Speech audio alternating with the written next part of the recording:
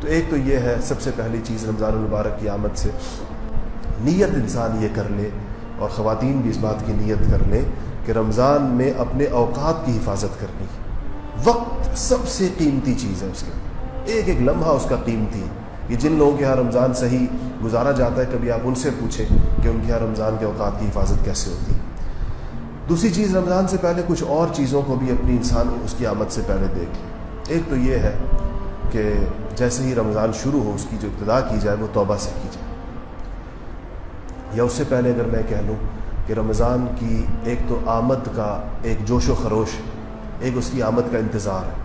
دن اس کے لیے جیسے کسی اہم موقع کا انتظار کیا جاتا ہے، ایک تو وہ انسان کی کیفیت ہونی چاہیے۔ دوسرا یہ ہے کہ چاند دیکھنے کا اہتمام کرنا چاہیے، خواتین کو بھی کرنا چاہیے، مردوں کو بھی کرنا چاہیے، گھروں کی چھتوں پہ چڑھ کے اور چاند کو دیکھنے کی کوشش کریں، یہ سنت ہے، ثواب ہے۔ جس کو نظر آ جائے تو بڑی اس کے اندر سعادت ہے، اس موقع کی جو دعا ہے اس دعا کو پڑھا جائے۔ پھر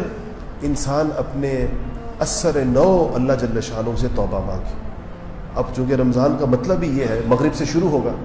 اور رات کو تراویح آئے گی انشاءاللہ، تو مغرب اور عشاء کے درمیان صلاۃ الحاجت پڑھے، صلاۃ التوبہ پڑھے، اللہ تعالیٰ سے مانگے اللہ اتنا مبارک مہینہ شروع ہوا ہے، صلاۃ الحاجت اس بات کی پڑھے کہ یا اللہ مجھے اس مہینے کو صحیح معنوں کے اندر وصول کرنے کی توفیق نصیب فرما دے، کہ اس کا لمحہ لمحہ مجھے مل جائے اور میرا شمار ان خوش نصیبوں کے اندر ہو جن کو جہنم کی آگ سے خلاصی کے پروانے ملتے ہیں اس مہینے کے اندر۔ اور توبہ اس بات سے کرے کہ یا اللہ جتنے اوقات غفلت کے اندر گزر گئے آج سے پہلے، میں ان سب پہ توبہ کرتا ہوں، توبہ کرتی ہوں، اور اب اس مہینے کو صحیح معنوں کے اندر گزارنے کا عزم کرتا ہوں۔